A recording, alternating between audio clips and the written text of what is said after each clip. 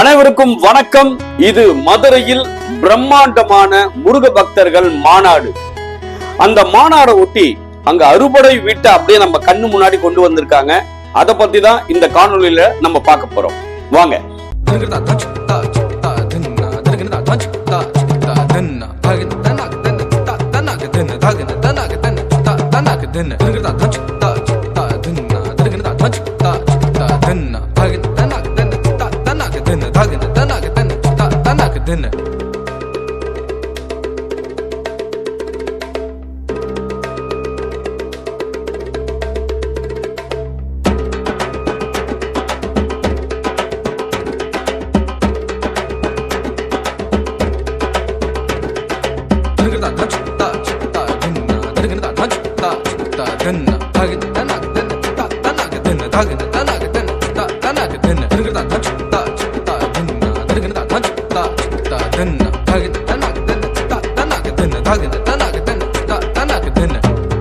இந்த மாநாட்டுல என்ன சிறப்பு அப்படின்னு எடுத்துக்கிட்டா, இந்த அறுபடை வீடு அங்க அமைஞ்சிருக்கிறதே சிறப்பு. அதை தாண்டி அங்க பாத்தீங்கன்னா பல லட்சக்கணக்கான மக்கள் கூடி ஒரே நேரத்துல கந்த சஷ்டி கவசம் சொல்ல போறாங்க. எவ்வளவு பெரிய விஷயம். நம்ம வீடுகள்ல ஒரு டிவிலயோ ஒரு சவுண்ட் எஃபெக்ட்லயோ கந்த சஷ்டி கவசம் போட்டு அங்க துதிப்போர்க்கு வல்வினைப்போம் அப்படின்னு ஆரம்பிக்கும் போதுல இருந்து அந்த எண்டு முடிகிற வரைக்கும் அப்படியே ஒரு மனசுக்குள்ள ஒரு சந்தோஷம் வரும் பாருங்க. அதுக்கு அளவே கிடையாது. நம்ம வீட்டுக்குள்ள தனியா கும்பிடும் போது அப்படின்னா மக்கள் இவ்வளவு லட்சக்கணக்கான மக்கள் சேர்ந்து அந்த மந்திரங்களை சொல்லும் போது எப்படி இருக்கும். இந்த மாநாட யார் நடத்துறாங்க அப்படின்னு தெரிஞ்சுக்கணுமா? எதுக்கு? ஒரு நல்ல விஷயத்த யார் பண்ணாலும் அதை பாராட்ட வேண்டியது, அதை தொடர வேண்டியது, அவங்களை பின்பற்ற வேண்டியது நம்மளோட கடமை. ஏன்னா ஒவ்வொரு இந்தியர்களும் ஒவ்வொரு தமிழனும் ஆன்மீகத்துல இருக்கிறதுன்றது கடவுள் கொடுத்த வரம். சோ இந்த நிகழ்ச்சியில இந்த அறுபடை வீடு ஒவ்வொரு முருகரும் எப்படி இருக்காங்க அப்படின்னு பார்க்கணும்னு உங்க எல்லாருக்கும் ஆவலா இருக்குல்ல? எவ்வளவு பெரிய குடுப்பனை. வாங்க, எல்லாத்தையும் சந்தோஷமா பார்ப்போம், மனசுக்குள்ள ஆன்மீகத்தை வளர்ப்போம். இப்போ முதல்ல நம்ம பார்க்க போறது திருப்பரங்குன்றம். இதுதான் அறுபடை வீடுகள்ல முதல் வீடு. இங்கதான் முருகர் தேவயானி அம்மாவை திருமணம் செய்த இடம். அதனால திருமண தடைகள் உள்ளவங்க எல்லாம் இங்க போய் கும்பிடுறது வழக்கம். இங்க போயிட்டு வந்தவங்களுக்கு கண்டிப்பா அந்த தடை நீங்கி திருமணம் நல்லபடியா நடக்கும், நல்ல வாழ்க்கை துணை அமையும்ன்றது நம்பிக்கை. இந்த கோவில் பாண்டியர்கள் காலத்துல கட்டப்பட்ட கோவில்ன்றது நம்ம எல்லாருக்குமே தெரியும். அதே மாதிரி இது குடவரை கோவில் அப்படின்னு சொல்லுவாங்க. இந்த கோவில் நம்ம மலை கோவில்னு சொல்றதுனால சின்ன மலை தான், ஒரு 50ல இருந்து 60 படிக்கட்டு தான் இருக்கும். இந்த கோவில் பாத்தீங்கன்னா நல்ல உறுதியான கற்களுக்கு நடுவுல குடைந்து உருவாக்கப்பட்ட கோவில் அப்படின்றது இதோட சிறப்பு. அதே மாதிரி பாத்தீங்கன்னா இங்க இருக்கிற சரவண பொய்கையில நீராடினால் நம்ம வாழ்க்கையில எப்பேற்பட்ட பாவங்கள் இருந்தாலும் அது விலகிடும்ன்றது நம்பிக்கை. நம்ம திருப்பரங்குன்றத்துல சித்தர் மச்சமுனி அவர்களோட சமாதி அமைந்திருக்கு. அங்க போய் வழிபடும் போது நம்மளோட பிரச்சனை எல்லாமே தீர்ந்துன்றது பெரிய நம்பிக்கை.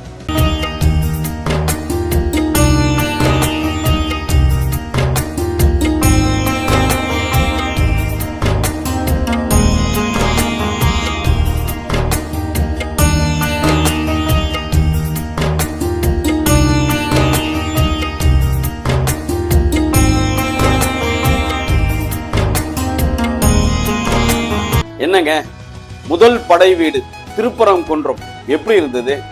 அப்படியே தத்ரூபமா பார்த்த மாதிரி இருந்ததுல? சிறப்பு. அடுத்த படை வீடு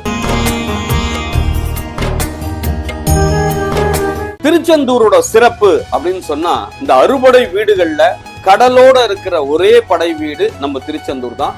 இங்க நம்ம முருகப்பெருமான் சண்முகர் வடிவுல நம்மளுக்கு காட்சி கொடுக்கிறாரு.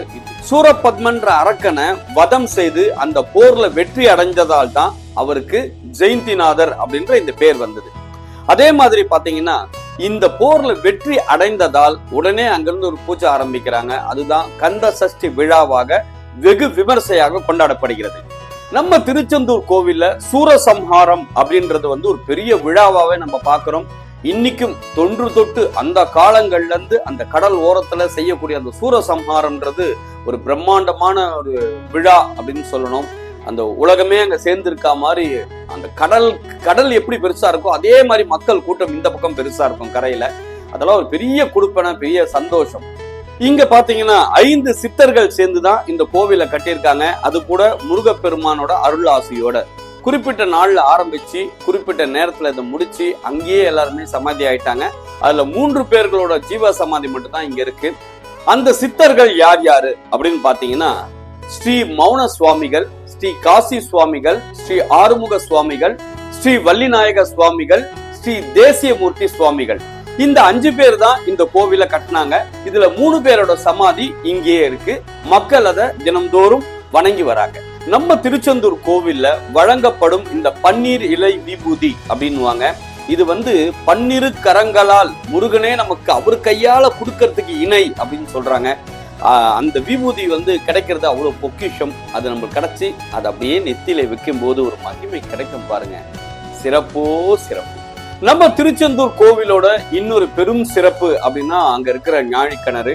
இந்த கிணறுல குளிக்கும் போது பல ஜென்மத்து பாவங்கள் நீங்கி நம்ம வாழ்க்கையில ஒரு புது வாழ்க்கை, பிரகாசமான வாழ்க்கை அமையும்ன்றதும் ஒரு பெரிய நம்பிக்கை. ஏங்க, ஒவ்வொரு கோவிலுக்கும் இந்த மாதிரி வரலாறு சொல்லும் போது உள்ள இருக்கிற மூலவரை நம்மளால கண்டிப்பா காட்ட முடியாது. ஏன்னா அதோட சிறப்புகள் வீடியோ நம்ம எடுக்கக்கூடாது. ஆனால் இந்த மாதிரி முருகர் மாநாடு கிடைச்சிருக்கு பாருங்க. இங்க அப்படியே தத்ரூபமா அவரை பார்க்கலாம் நம்ம.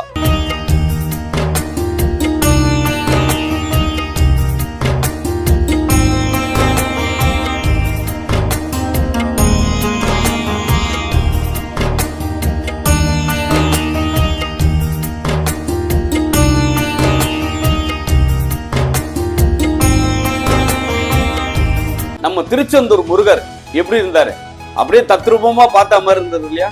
அடுத்ததான் நம்ம பார்க்க போற படை வீடு பழனி 3ஆம் படை வீடு.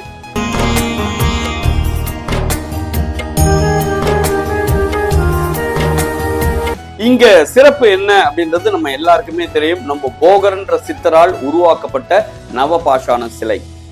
இந்த சிலையோட சிறப்பு என்னன்னா, இரவு நேரங்கள்ல முருகருக்கு அப்படியே வேர்க்கும் அப்படின்வாங்க. அதுக்காக ஒரு சந்தனத்தை அவர் மேல முழுவதுமா படர வச்சிருப்பாங்க. காலையில அந்த சந்தனம் எடுத்து பார்க்கும்போது ஈரமா இருக்கும்னு சொல்லுவாங்க. அந்த சந்தனம் நமக்கு கிடைச்சதுன்னா பெரிய புண்ணியம்னு சொல்லலாம். அந்த சந்தனத்தை நம்ம உட்கொள்ளும் போது பல நோய்கள் தீரும்ன்றது நம்பிக்கையான விஷயம். நம்ம பழனியை பொறுத்த வரைக்கும் பாத்தீங்கன்னா சித்தர்கள் நிறைய பேர் அங்க வாழ்ந்துகிட்டு இருக்காங்க. நம்ம நிறைய பேருக்கு தெரியும். அங்க நம்ம கண்ணில் பார்க்கக்கூடிய சித்தர்களை தாண்டி கண் மறைவுல வாழக்கூடிய சித்தர்கள் அந்த மலையில ஏகப்பட்ட சித்தர்கள் இருக்காங்க. சில பேர்களுக்கு அந்த படிக்கட்டில் ஏறி போகும்போது காட்சி கொடுத்துருக்காங்க. இதெல்லாம் பெரிய வரலாறுகள் இருக்கு. நிறைய நேரங்கள்ல நம்ம உணர முடியும் அந்த பவர் என்னன்றத. அந்த படிக்கட்டுல போகும்போது பல கடவுள்கள் இருப்பாங்க. அவங்களை கும்பிட்டுக்கிட்டே போகும்போது கால் வலி தெரியாது. 600 படிகளுக்கு மேல இருக்கும். அதே மாதிரி இங்க பாத்தீங்கன்னா நம்ம முருகருக்கு பஞ்சாமிர்தம் படையலா படைக்கிறாங்க. அதை சாப்பிடும்போது பல நோய்கள் தீரும்ன்றது சொல்லியிருக்காங்க. அதே மாதிரி இங்க நவகிரக தோஷங்கள் இருக்கிறவங்க இந்த முருகனை வழிபட்டா கண்டிப்பா அந்த தோஷங்கள் தீரும்ன்றதும் ஐதீகம்.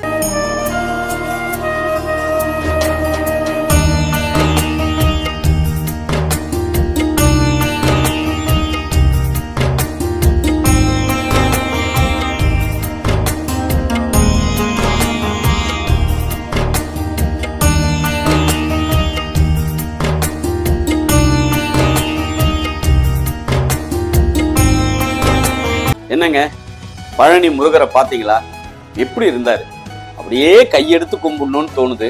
அங்க இருந்து நகரத்துக்கு மனசே வரமாட்டுது. ஆனா ஒரு விஷயம், நம்ம அந்த முருகரை போய் பழனியில பார்த்தோம்னா பார்க்கறதுக்கு ரொம்ப டைம் கிடைக்காது. அப்படியே ஓடிக்கிட்டே இருக்கணும். ஏன்னா கூட்டங்கள் அவ்வளவு இருக்கும். ஆனா இங்க நின்று ஒரு 10 நிமிஷம் பார்க்க முடியுது. அது ஒரு பெரிய குடுப்பனை.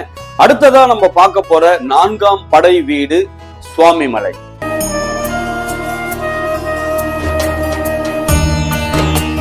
இந்த சுவாமி மலையோட சிறப்பு என்ன அப்படின்றது நம்ம எல்லாருக்குமே தெரியும். இருந்தாலும் நான் சொல்றேன். அப்பனுக்கு பாடம் சொன்ன சுப்பையா அப்படின்வாங்க. இங்கதான் சிவபெருமானுக்கே பிரணவ மந்திரத்தை ஓதனார் முருகர் அப்படின்றது ஒரு பெரிய கதை. அந்த கதை கேட்கும் போது நிறைய விஷயங்கள் நம்மளுக்கு புலப்படும். அதாவது உருவத்துல சிறுவர்களாக இருந்தாலும் அவங்க ஞானத்துல பெருசா இருக்காங்க அப்படின்னு சொல்றதுக்கான விஷயங்கள் நிறைய வீடுகளை நம்ம பார்ப்போம். நம்ம பிள்ளைகள் நம்மளோட ரொம்ப பிரில்லியண்டா நிறைய படிச்சிருப்பாங்க. எப்படிடா அதெல்லாம் தெரியும்னா, இது பிறப்பிலே இருக்கக்கூடிய ஞானம். அந்த மாதிரி ஒரு ஸ்தலம் தான் நம்ம சுவாமிமலை. இந்த தலத்தை பத்தியும் நம்ம முருகப்பெருமான பத்தியும் அருணகிரிநாதரும் நக்கீரரும் நம்ம முருகரோட திருப்புகள்ல 4ஆம் திருமுறையில அவரை பத்தின பாடல்கள் பாடியிருக்கிறது தனி சிறப்பு. நம்ம தகப்பன் சுவாமின்னு சொல்லக்கூடிய சுவாமிமலை முருகரோட அந்த கோவில்ல பாத்தீங்கன்னா ஒரு மிக சிறப்பான விஷயம், பிரகாசம் சுவாமிகள் அப்படின்னு ஒரு சித்தர் அங்க வாழ்ந்திருக்காரு. அவரு இன்னும் அங்க வாழ்ந்துகிட்டு இருக்காரு. அவர் முருகனோட மறு அம்சம் அப்படின்னு கூட சொல்றாங்க. இதெல்லாம் எவ்வளவு பெரிய சந்தோஷம். வாங்க அவரை பார்க்கலாம்.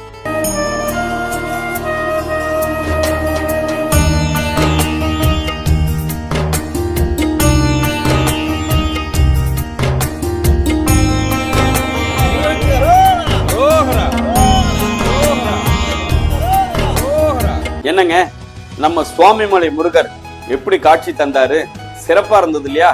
அடுத்ததான் நம்ம பார்க்க போறது 5ஆம் படை வீடு.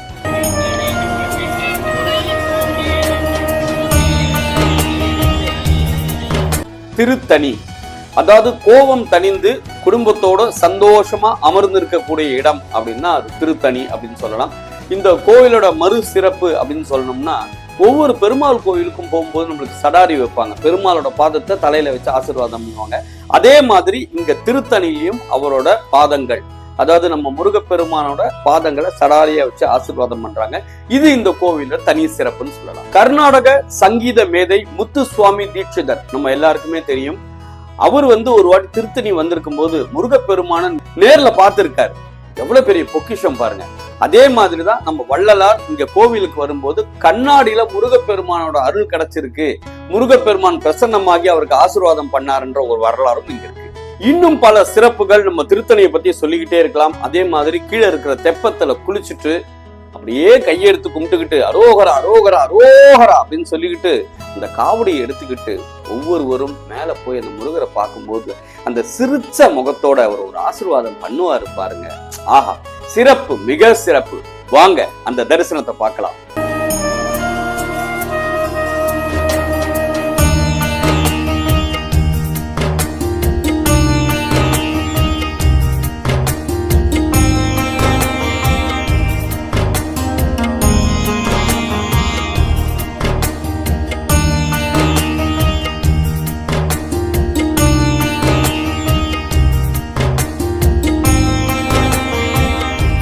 என்னங்க, திருத்தணி முருகரை பாத்தீங்களா, ரசிச்சீங்களா?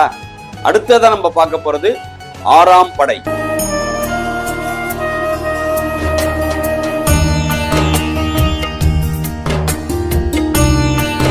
பழமுதிர் சோலை. இந்த பேரை கேட்கும் போது சோலை அப்படின்றதே ஒரு சந்தோஷம் தான். ஏன்னா பச்சை பசேன்னு ஒரு சோலை, அதுல பழமுதிர் சோலை அப்படின்றது பெரிய சந்தோஷமான விஷயம். அந்த இடமும் அதே மாதிரி பாத்தீங்கன்னா மலைகளுக்கு நடுவுல ஒரு அருமையான ஒரு கோவில்னு சொல்லணும், பழமுதிர் சோலை.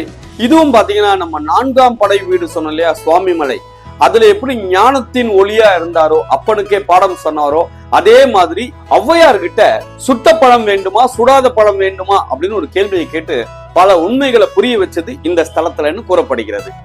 அதே மாதிரி பாத்தீங்கன்னா வள்ளியை மணந்த ஸ்தலம் அப்படின்றத நம்ம பழமுதிர் சோலையை சொல்றாங்க. முக்கியமான விஷயம் என்ன அப்படின்னா, விநாயகரே யானை வடிவுல அவங்க திருமணத்துக்கு உதவி பண்ணாரு அப்படின்றதும் இந்த கோவிலோட ஒரு வரலாறு. நம்ம 6 படைகள்ல பழமுதிர் சோலையில மட்டும்தான் வள்ளி தேவயானை சமேத முருகப்பெருமான் மொத்தமா காட்சி அளிக்கிறார் அப்படின்றது ஒரு பெரிய சிறப்பான விஷயம். இங்க சைவ வைணவ முறையில பூஜைகள் செய்யப்படுவது தனி சிறப்பு. அதே மாதிரி அருணகிரிநாதரோட திருப்புகழ்ல இந்த ஸ்தலத்தை பத்தி மிக அருமையான பாடல்கள் காணப்படுகிறது.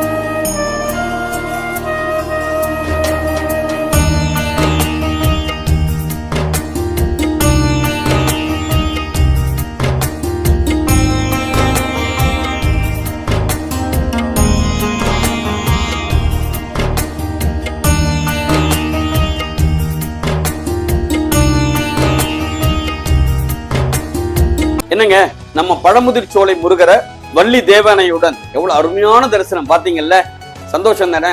இப்போ ஒவ்வொரு கோவில்களுக்கும் அறுபடை வீடுகள்ல நம்ம உள்ள போய் மூலவரை காமிக்க முடியுமானா கண்டிப்பா முடியாது. ஆகவே மதுரையில இந்த அறுபடைய காமிச்சு அதோட வரலாறு சொல்றது பெரிய பாக்கியமா நாங்க நினைக்கிறோம். இந்த மாநாட்ட சிறப்புகள் இன்னைக்கு சிறப்பா நடக்க இருக்கு. எல்லோரும் அங்கு போய் ஆண்டவனின் அருளை பெறுவோம். வெற்றிவேல் முருகனுக்கு அரோகரா அரோகரா அரோகரா.